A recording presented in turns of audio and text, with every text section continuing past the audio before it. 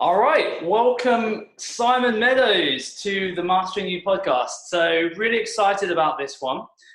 This is our first members podcast, Spotlight member, and we've got a really inspiring, inspirational story to tell in this one.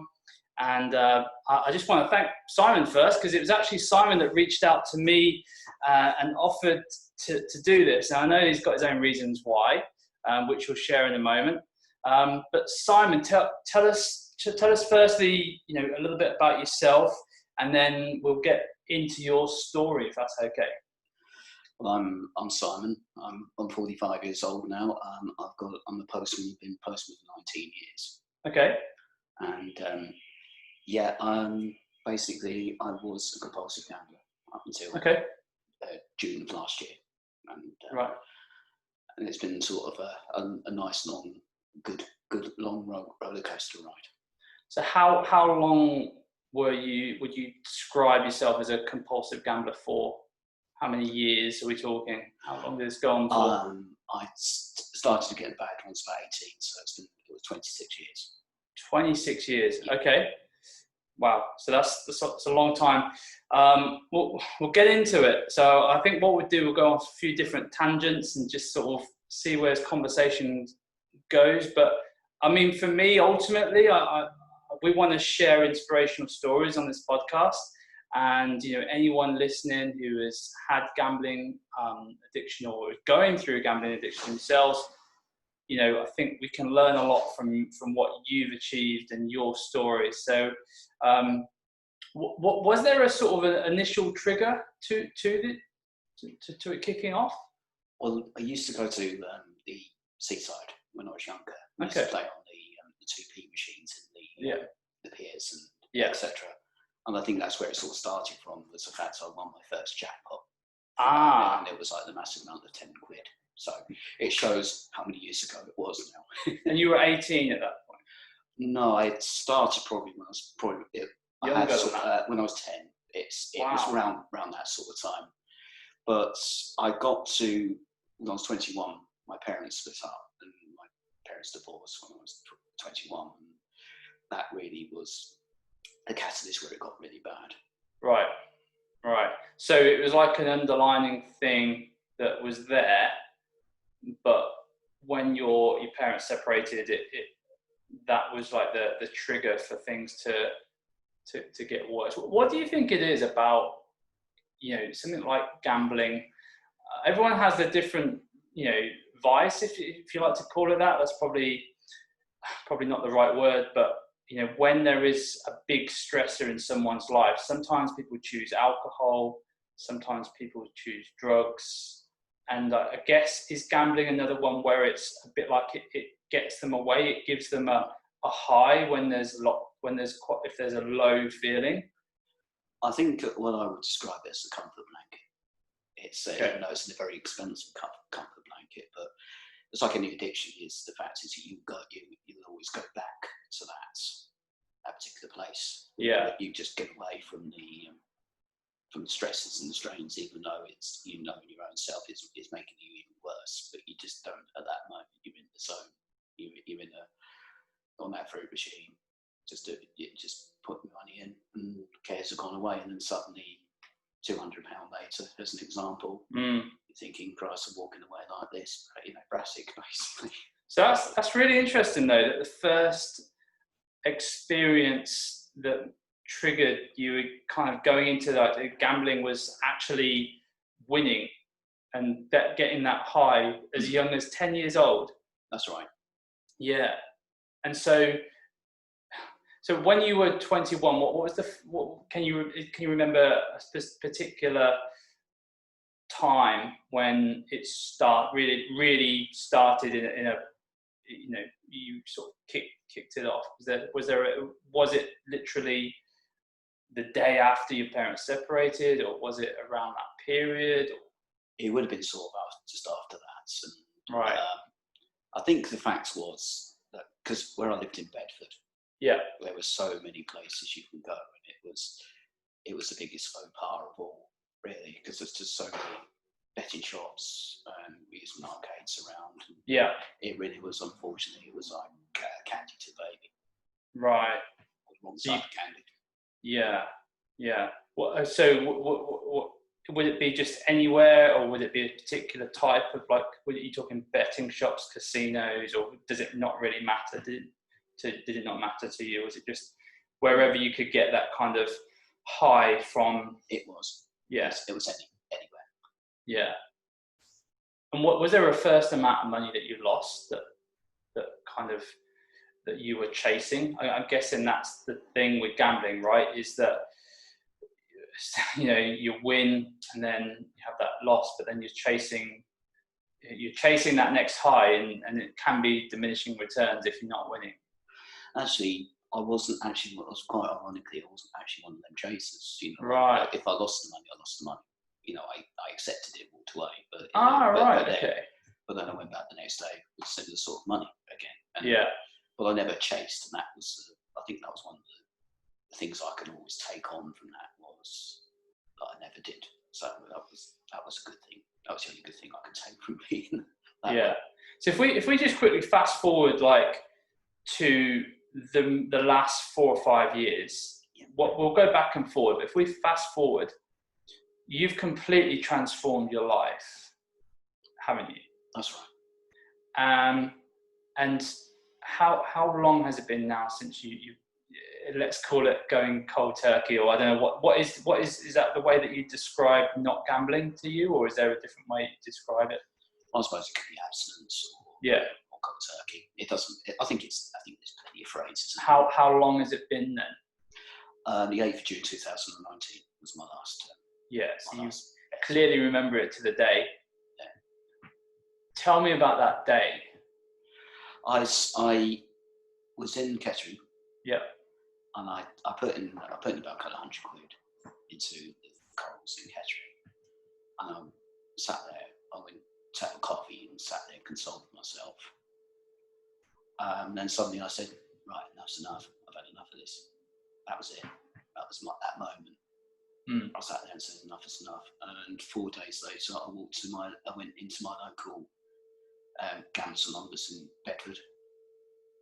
So I work in Bedford, and on the Wednesday night, and the rest was history. So how long had you been in that AA meeting for? That was the first time I went in on the 12th of June. Right. 2019. Okay. I had probably 6 or 7 times I wanted to do it, but I chickened out at that last moment. Yeah. When was the first time you felt that you needed to find something like that? I think it was that moment that night. So I sat there and I told myself, Simon, get out of that car. But you said that prior to that you'd considered finding an AA or that kind of thing previously. Can you remember a time when? But you said you chickened out. How long ago was it when you first thought maybe I need to reach out? Get some real help. I think it was probably 10 years before. Yeah. So it was probably been going on. It had probably gone on for about 10 years. I wanted to do it. What is it that makes you chicken? Like I think chicken out's probably a bit of a harsh way to put it, right? Because it must take some real courage to own up to yourself that you have a problem. Is that the biggest thing? I think so. But I think also is that you're in that denial phase. I think that's probably when maybe the chicken out thing maybe is a bit on the harsh side. I think you're still in that denial phase that I know I don't need this. I think I can do this on my own, but it failed. I failed literally probably 5, 6, 7 times before I finally made that decision. So every time that you'd think, right, I need to get some extra help here, you'd tell yourself, I haven't really got a problem. Like I can sort this out myself. Yeah, absolutely. And then what would you try to do that? What would you try in order to try and sort yourself out? I think it was just having that, trying to sort of say, no, you don't do it. And then that just wouldn't work. It's called the receptors in the brain. So any addiction is all that receptors start pinging again, and you go back to it, and that's it again. Yeah. And every time you go back to it, would there be any specific triggers that would lead you back? Would it be stress? Would it be work? Would it be, I guess, finances, or? Yeah, I think it was. I think a lot of things was when you hit a slight low in your life, you go back to that kind of blanket. Yeah. But then it was like I realised it took me a little while, but then I realised I thought, no, you need to finally do something about this, because you clearly when you go into a low point, you hit that again. Would you were sort of struggling with this for how many years again? Was it 26. 26 years. I'm guessing that there'd be times when things would be better. Yes. There'd be weeks or months where you wouldn't maybe gamble at all. I can probably do 2 or 3 months. I went at a time, and then suddenly it's called complacency. That's the word I was thinking of. Yeah.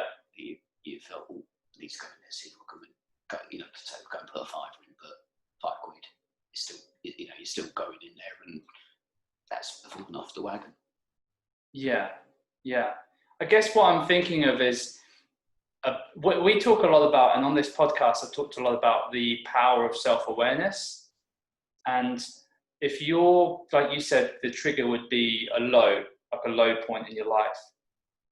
And sometimes you don't realize that you're on that low, do you?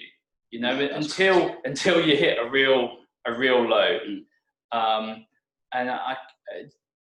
do you feel like that? Do you feel like that now that you have more self-awareness around when your mindset is starting to maybe not be as where it should be, and you're starting to go a little bit lower, you're clocking that a bit sooner, so you don't get to the point where it's low enough that you'd need to have a high.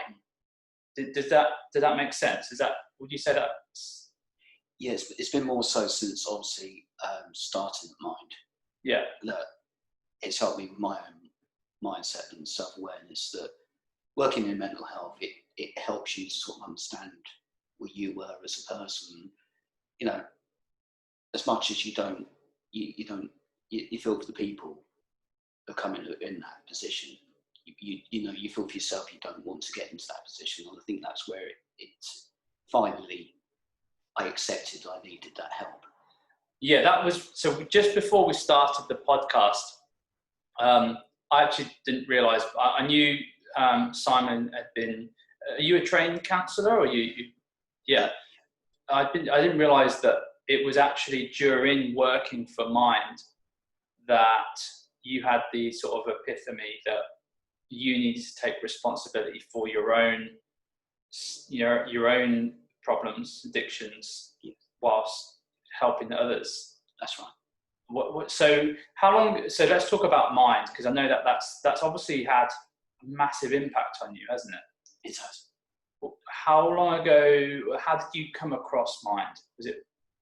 Well, I started to going back to the counselling. I decided I wanted to change my career pattern in 2016. Yeah. And I always wanted to be a counsellor somewhere along the line, but I never had that mindset or anything like that. And in September 2016, I enrolled myself on level 2 introduction course. Yeah. And I really loved it.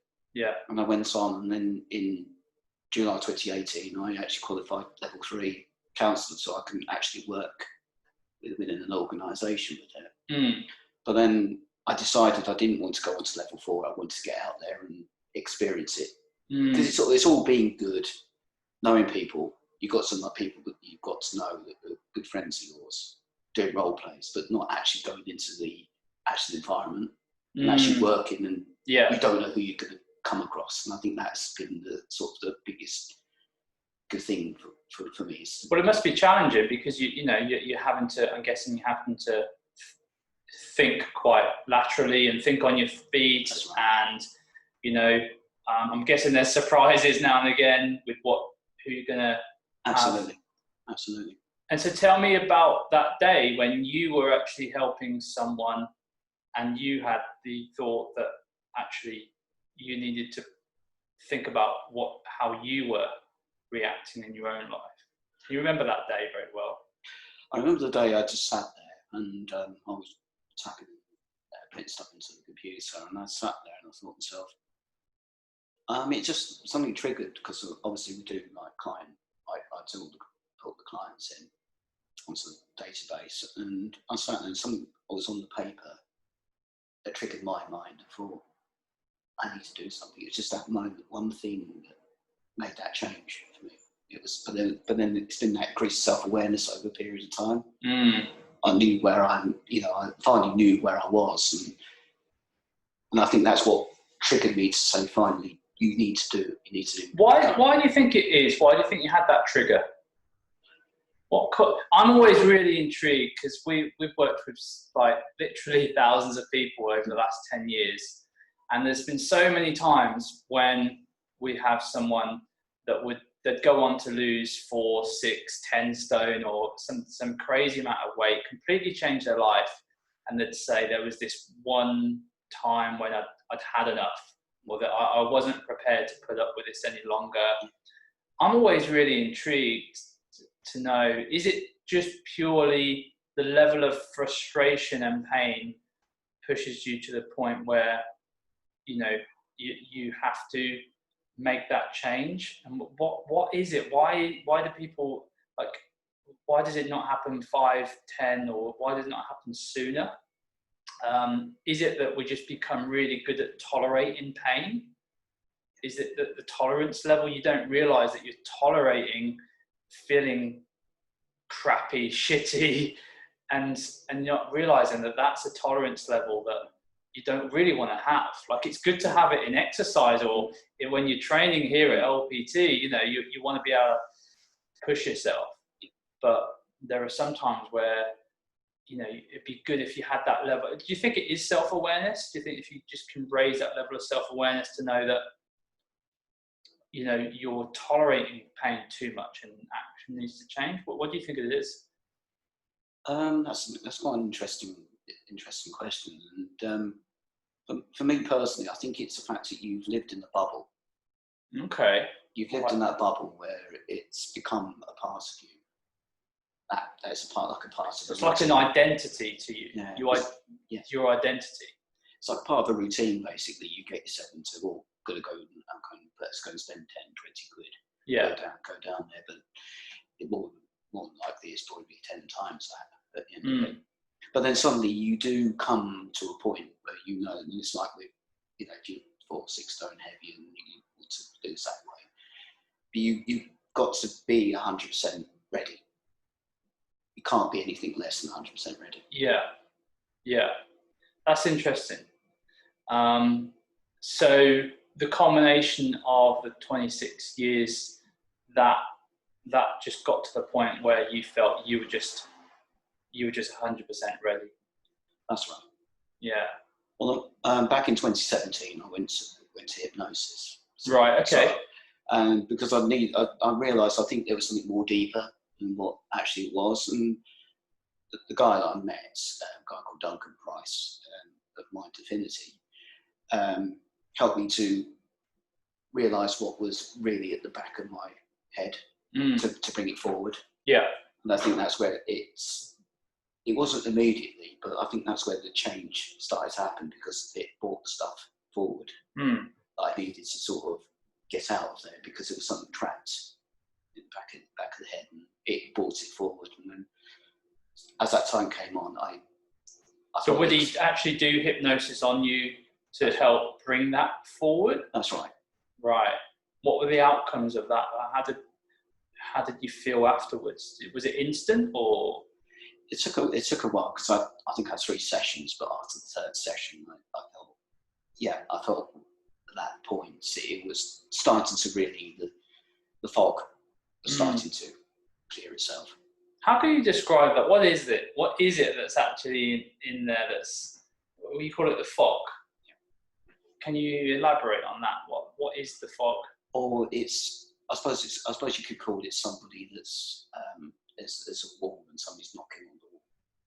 I want to break through that wall. Right, I like that. And I think that's where that started, and I chipped away at that wall, and then finally obviously I broke through that wall in June 2019. Finally, that's where it all started from. So it started chipping away back into 2017.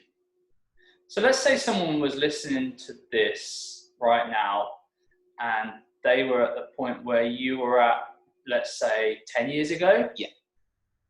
What advice would you give them if you were to try and help them speed up the process that you've been in?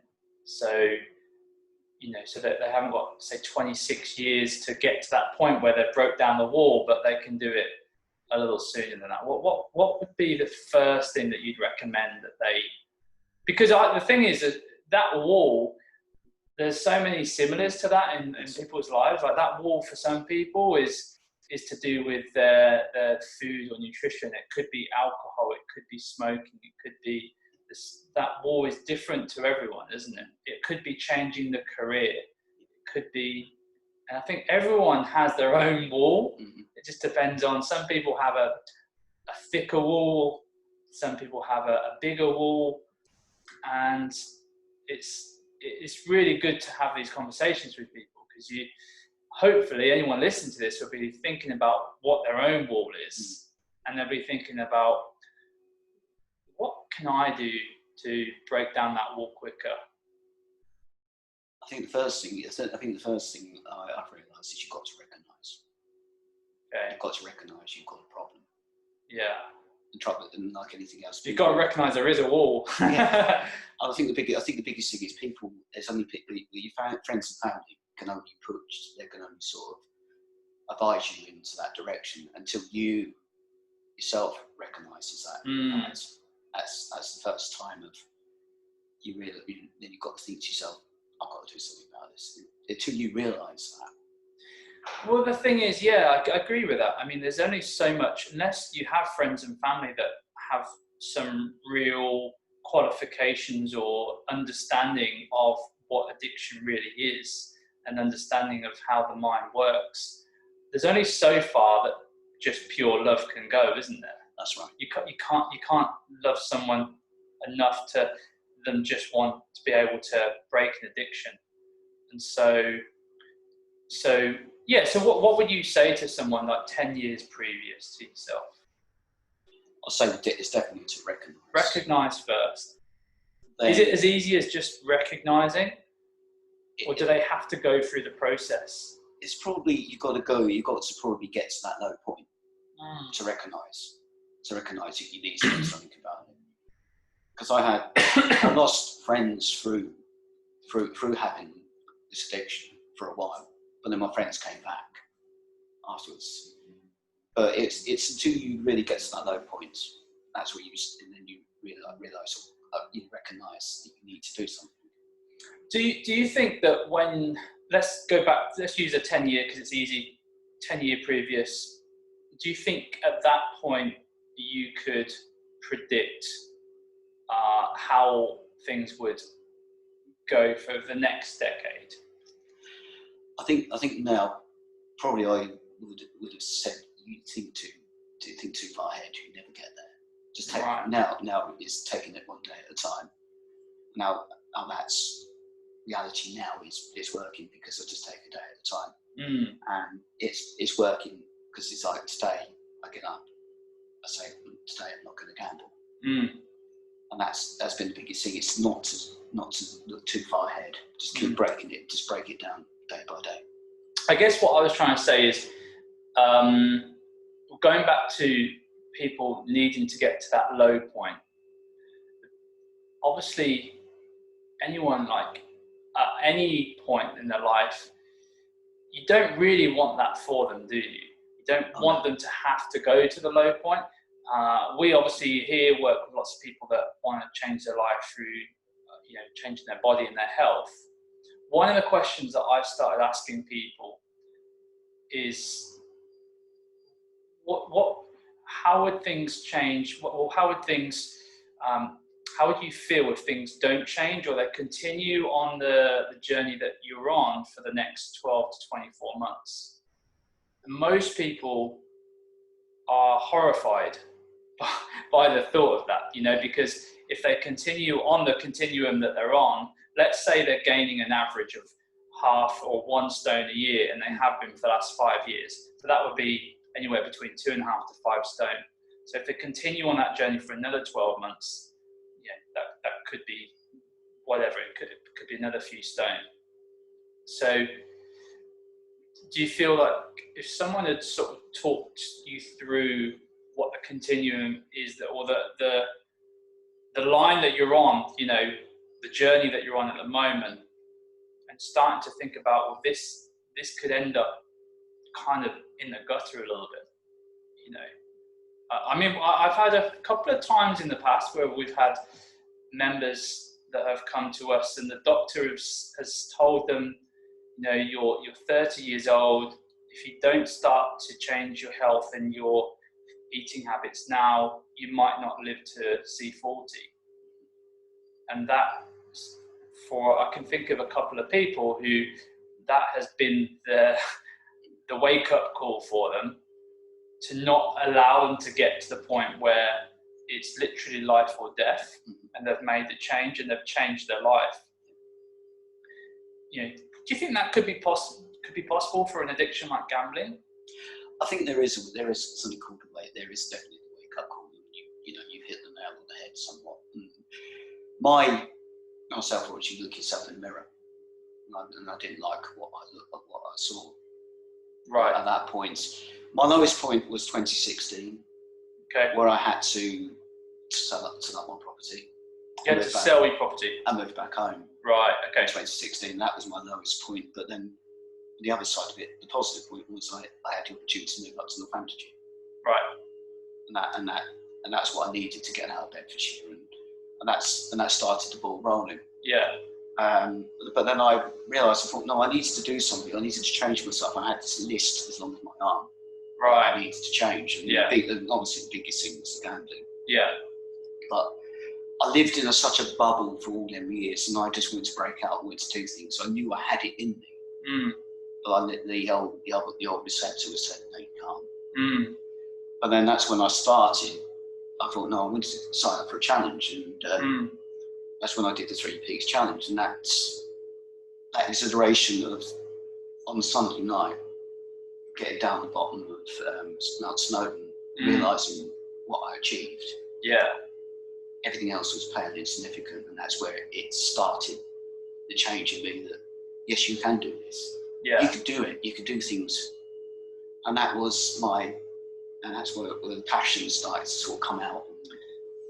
And so the having these 26 years of gambling addiction, had that been a culmination of you believing up until then that maybe you couldn't do things? Is that what?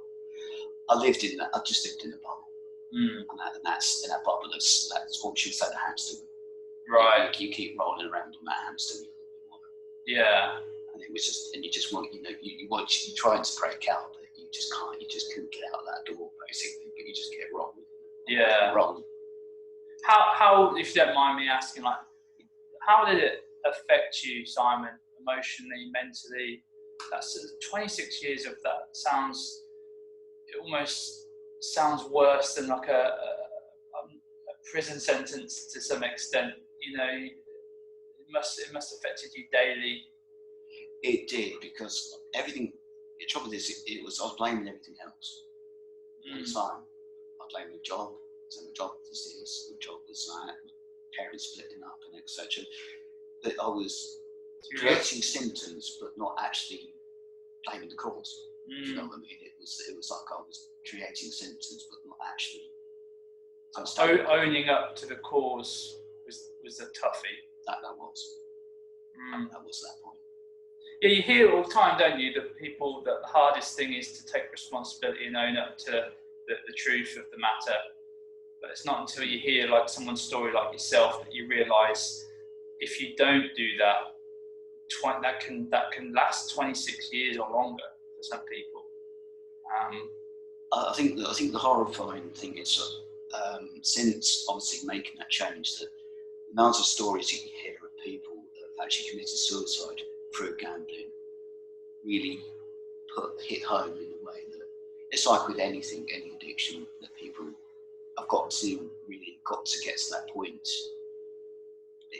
to that point of. That's the question, isn't it? Like, what is it? When is a low point too low? Yeah.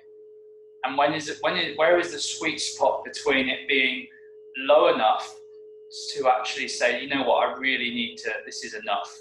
This is, whether it's food, whether it's gambling, whether it's drinking, this needs to change.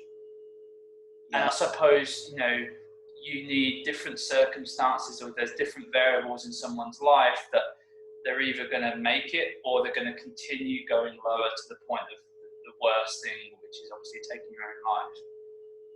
I think in a way, I always thought that it's about mindset. You've got to you go into a strong mindset, and it has happened over a period of time, because obviously since doing the 3 Peaks Challenge, I've done the Prudential Ride London 100 miles, London to Surrey. Mate, so you've done the 3 Peaks. So you had 26 years of gambling addiction. You decided I had enough.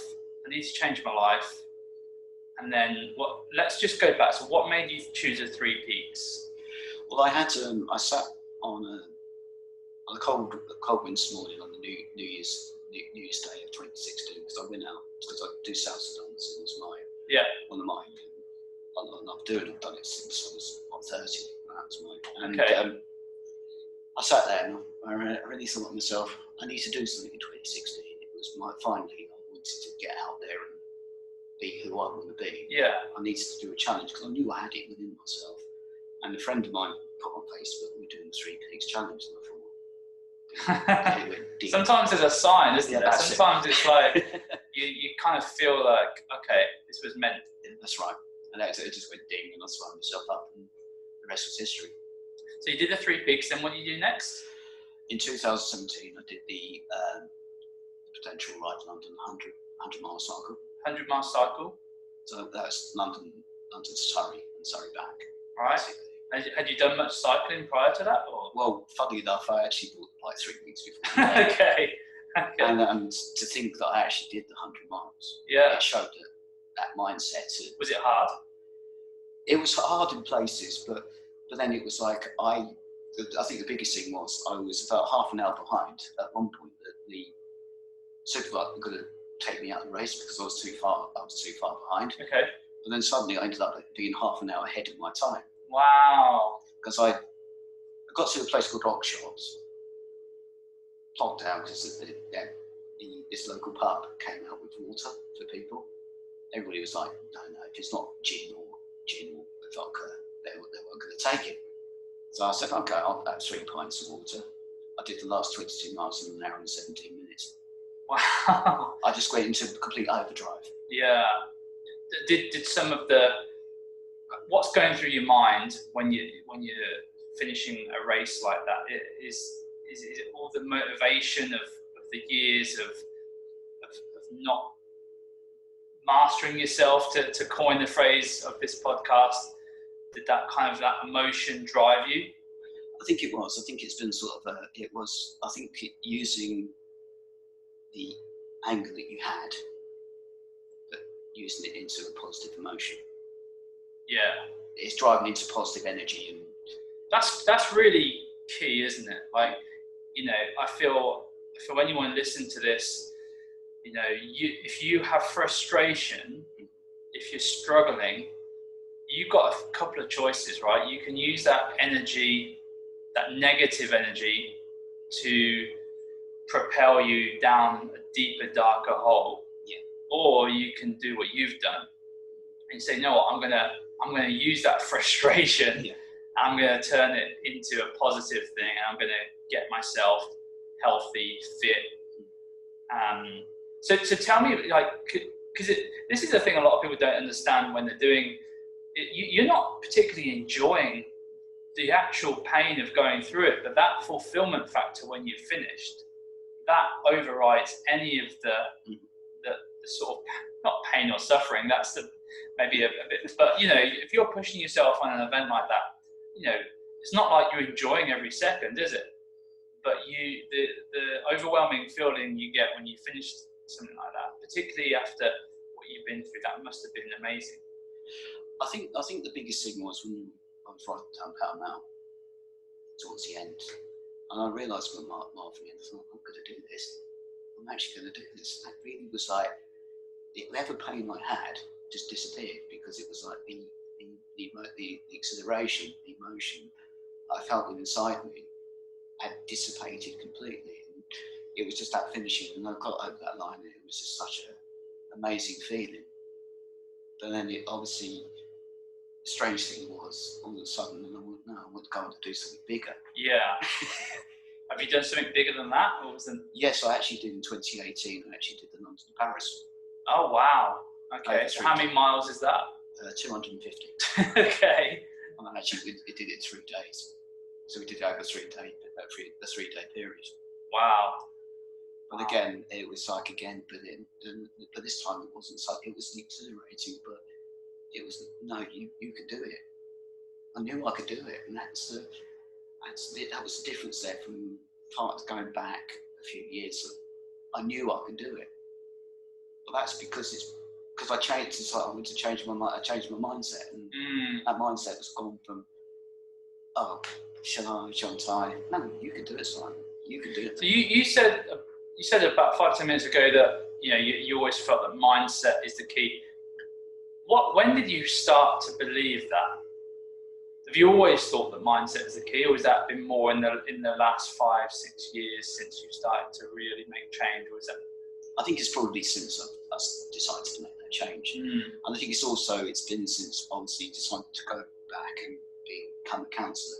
I got into the sort of the self-help books, and all the stuff like that. And it made me realise, thinking, well, I didn't realise how interesting it was, because I never had that. Never felt the need at the time. Well, you said that in that 26 years you lived in a bubble. Would you say that the bubble included having more of what in the self-help arena it's called having a fixed mindset? So a mindset where you kind of people with a fixed mindset, they tend to just feel that they are who they are, and there's that's just the way it is, and they settle for that. Whereas people that start to think more positively and develop what's known as a growth mindset will grow, surprisingly, and be able to achieve things and overcome challenges, and and then even things like COVID-19. This has been a really challenging time for many people, but my feeling is people who had a growth mindset prior to COVID-19 will come out of it feeling far stronger, would have coped with it far better than people with a fixed mindset who maybe they think that this is the way it's always going to be, and we're always going to have, that's the end of the world type thing. Whereas a growth mindset person would be looking at the opportunities and what can I do now, and how's this going to change the economy for the better. Do you feel like you made that switch from fixed to growth during that period? I did, yeah. I do feel that way, and as I say, going about COVID-19, to me, I think it's like anything else in the world. Is you choose which path you want to go on. You can go into that negative path, or you can use it as a positive path. And I've chosen to go the positive path because also in that period, on July the 10th this year, I actually became debt free. Wow. Due to the fact that I use that positive mindset, that I'm going to use this to clear my debts.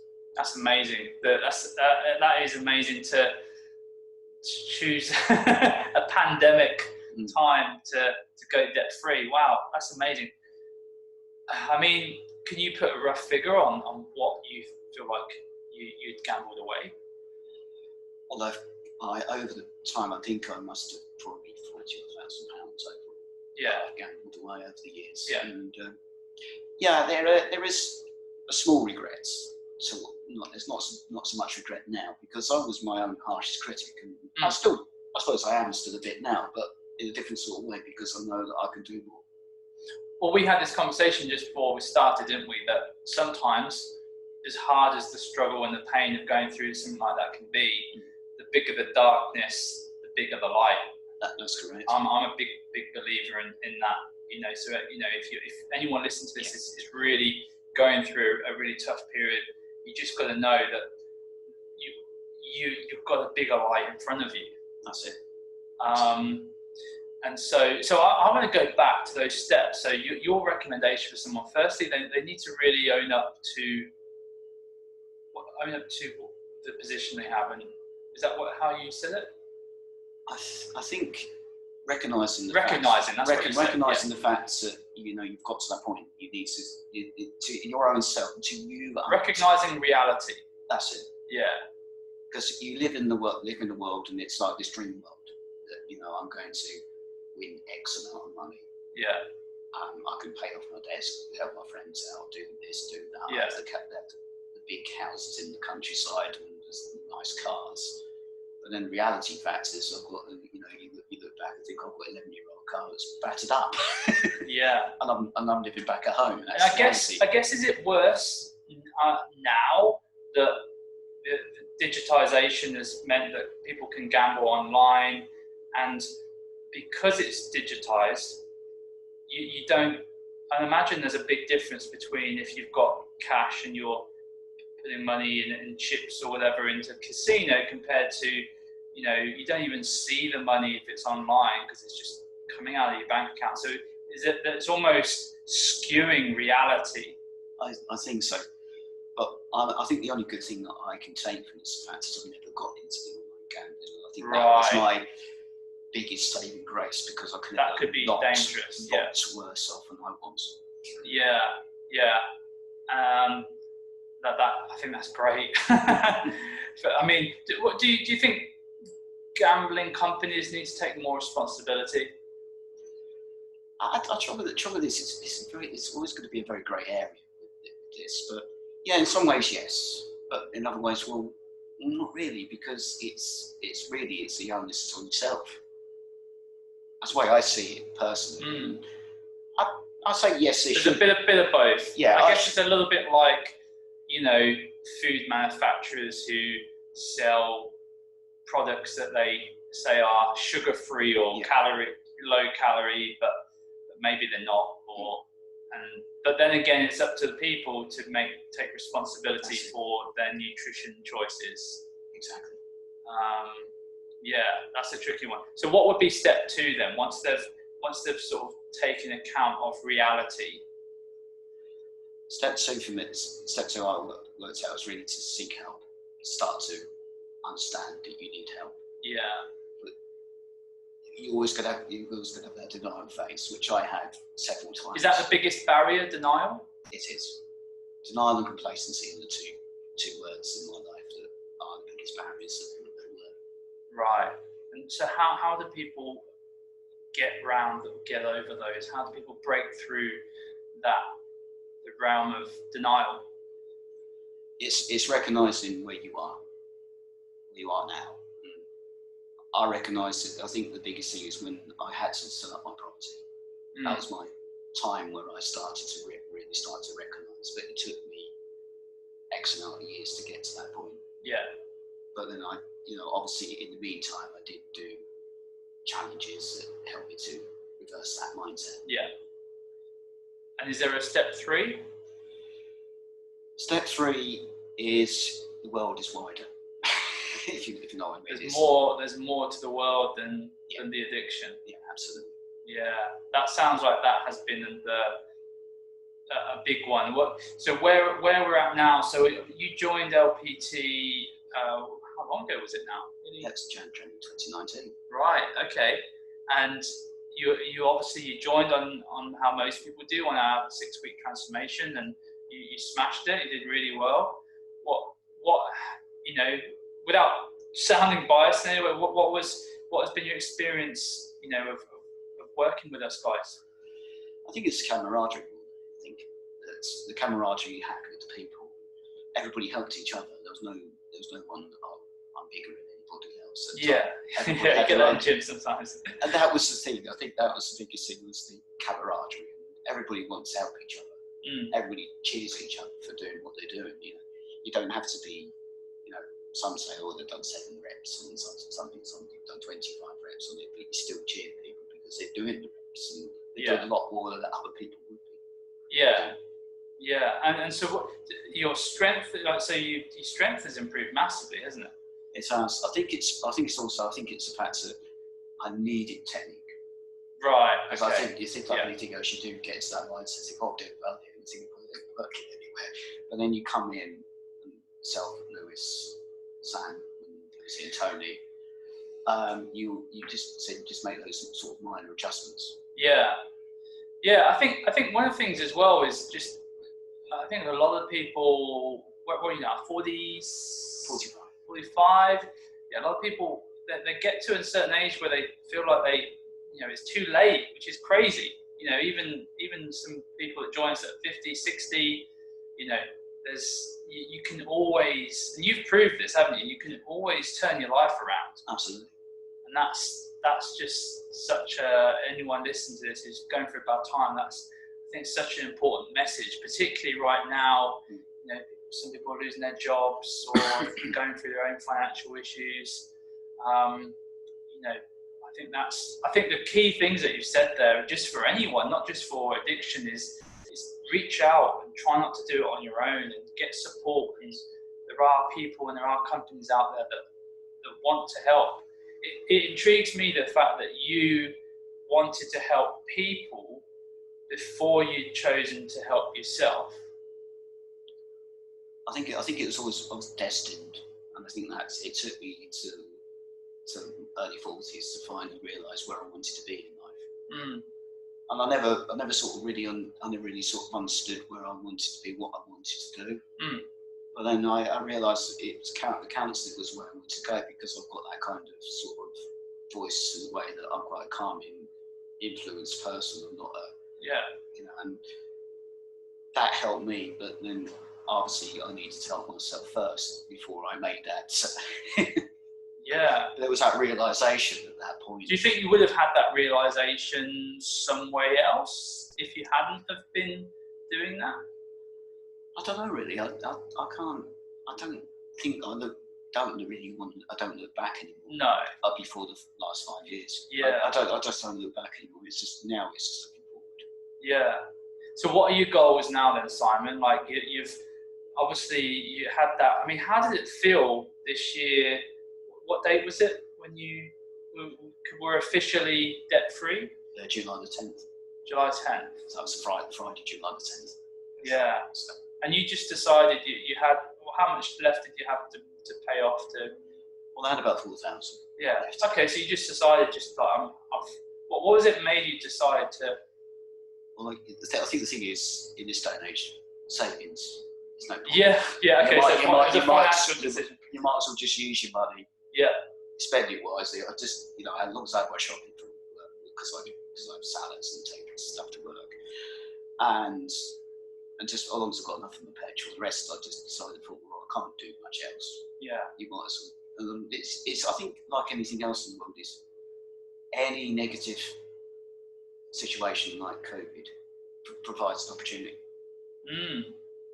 Interesting. And the opportunity came because obviously having that increased self-awareness of, no, Simon, and debt's paid off. You're going to be better off in the future. Use this time, this short space of time. You're going to be better off in the future. Did it give you a big sense of closure to saying goodbye to that? That was like a different Simon. That's like you're the new version, the new best version of Simon Meadows now. Oh, definitely. I think the biggest thing is now I can move forward. The word that just popped into my head that I think is quite relevant for this time is like reinvention, like reinventing yourself. That's right. And I think you can always, people, again, going back to having a fixed mindset, people can fall into the idea that things are just the way they are. That they have to do the job that they've got, they have to work the hours they've got, they have to live the life they have. But you've proved you can reinvent your whole life. Yes, you can, totally. And it does come back to mindset. You've got into that mindset of being, you always will be, but then you will realise in your own self that you need to make that change, but you need to be 100% committed. And that's the biggest word, is to be committed. To say, yes, I want to do this. Yeah, I'm a big believer that belief is one of the keys to that. You have to believe it's possible, Because a lot of people, there'll be people listening to this and they'll be like, yeah, but I can't do it. There's always that nagging. A lot of people have that nagging, but I wouldn't be able to do it. And or they might be thinking, well, maybe I could, but I don't believe I can. What would you say to those people? How can they start to believe? Is it as simple as just starting with something really simple, building on it? It is something that's simple, but again, it is about the mindset thing, and you've got to believe in understanding yourself that you do need to change. It's to me it's can't or won't. Can't or won't. Yeah. It's either can't change or you're not willing to change. Yeah. But it's the language that the internal language you have is absolutely crucial, isn't it? Yeah. If you're telling yourself that, and it's language that you need to listen to. Like you need to listen. Sometimes you need to listen to that internal dialogue. That's it. Because that will show up in your life. If you're constantly telling yourself, yeah, but it's okay for them, or it's I can't do this, and you won't. your actions are a reflection of your thoughts, right? And if you're constantly thinking the negative, you're constantly thinking what isn't possible, then you're never opening yourself up to what is possible. It must be a massive mindset change to where you are now from 10, 15 years ago. It's choosing, and I think there's choosing to do it. And it's like the can't and won't. It's people say I can't change, but are you willing to change? Until you realise that if you are willing to change, then you will do it. It's having that willingness to say I want to do this, and actually be committed to having that. And that's what happened to me. I was committed to finally saying, I got into that mindset. Enough is enough. And so just kind of sort of wrap things up a little bit. So you mentioned that this whole change in your life had took you down a road to sort of developing yourself through personal development or self-development. Are there any books? Are there any courses or any sort of things that particularly that you recommend people read or research or look at that really inspired you? Because I think we need inspiration, don't we? Going back to what we just said about you need to believe it's possible. You need any belief is only built on the foundation of what's the word? Data and proof. Are there any books or courses or anything that really had an impact on you? Or was it just more of a culmination of everything that you've taken? I think it was just. I think to be fair, I think it's a culmination of the events that have happened to me, the positive events that have happened to me that's helped me to broaden my horizons. How have you changed? Obviously, you've changed physically. I'm guessing being a poster, you've always been relatively fit, have you? Because you're on your feet all day.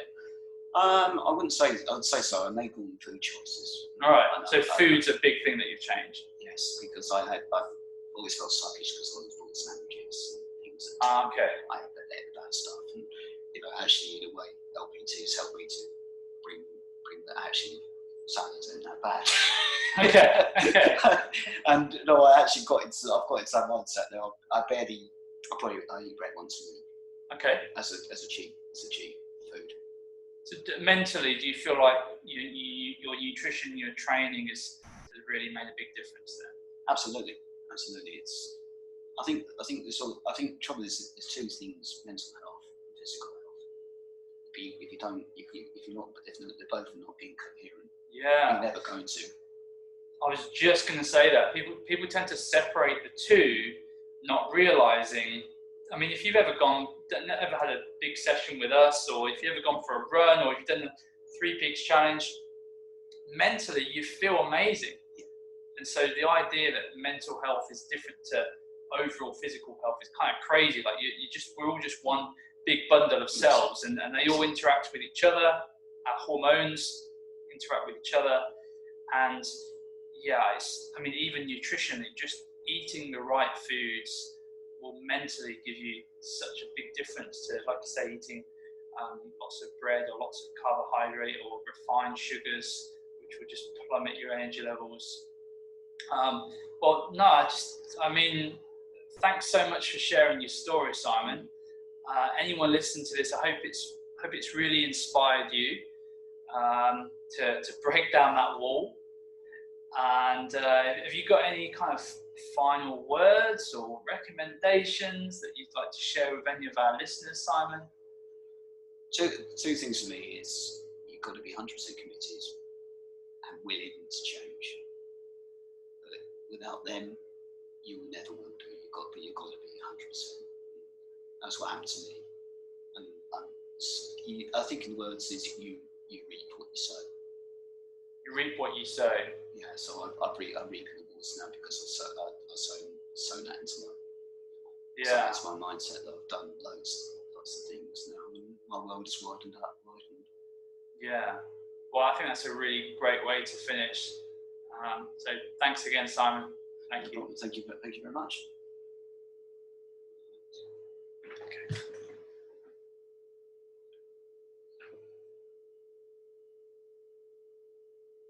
Cool.